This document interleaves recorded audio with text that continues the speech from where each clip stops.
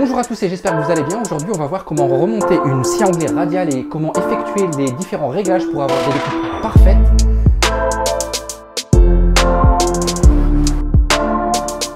Alors lorsque vous recevez votre scie anglaise radiale, vous avez en fait dans l'emballage ce module, qui est la scie bien sûr, avec son châssis. Ces deux barres coulissantes et cette petite règle qui vous permet de plaquer vos matériaux de manière à pouvoir effectuer vos découpes. Vous avez ce petit guide là, donc qui doit être parfaitement aligné. Alors vous prenez une équerre ou quelque chose de bien droit, vous êtes quelque chose qui peut vous servir de référence. Vous prenez votre petite barre avec votre petit bitonio vert qui est là. Vous l'insérez à l'intérieur de la scie de manière à pouvoir le faire ressortir ici. Alors ça c'est vraiment important, ça va vous permettre de vous assurer une certaine sécurité au niveau du maniement de votre scie. Donc vous la tournez et vous devez vous assurer que le petit bitonio est bien ressorti. Voilà, c'est ce qu'on voit ici. On voit le petit bouton vert, donc qui est bien ressorti. Alors lorsque vous recevez votre scie, moi ce que je vous conseille de faire pour avoir une planéité parfaite, c'est de retirer les autocollants qu'il y a sur la scie parce que ça fait des petites surépaisseurs.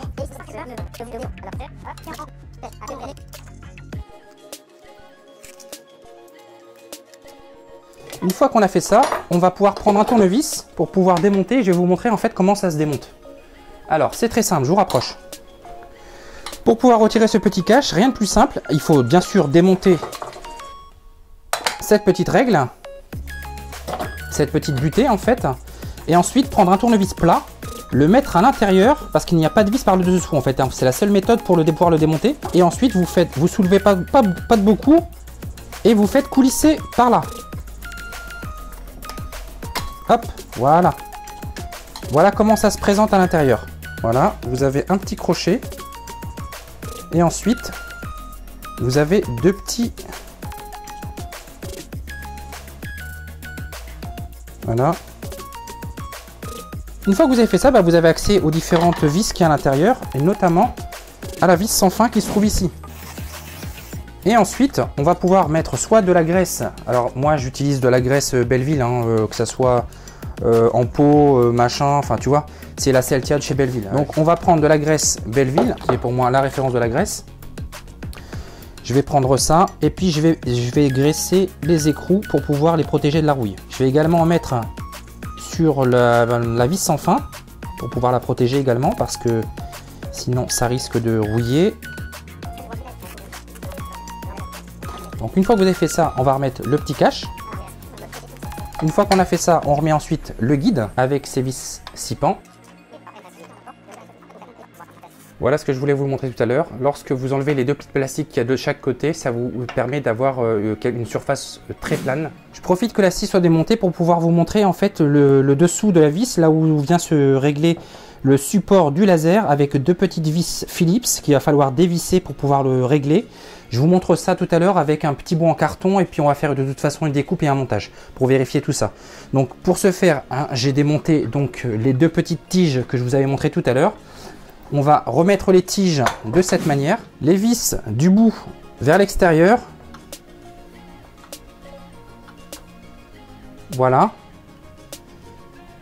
On prend la barre, on s'assure que le petit clips il est bien ressorti. Si c'est pas le cas, il faut appuyer sur le petit bouton qu'il y a là. On insère la barre de cette manière. On fait la même chose de l'autre côté. Vous assurez bien qu'on ne peut pas tourner les modules. On prend le petit cache qu'il y a là. On le met au bout et là vous avez les filetages de chaque côté. On l'insère. Et on vient resserrer les vis. Maintenant on va effectuer le réglage.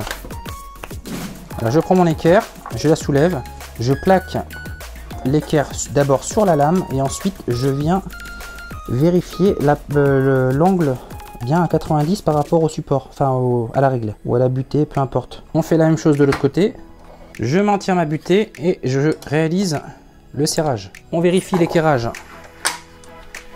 de ce côté-là. On vérifie l'équerrage de la lame par rapport au plan de travail. et on constate que c'est parfaitement bien d'équerre.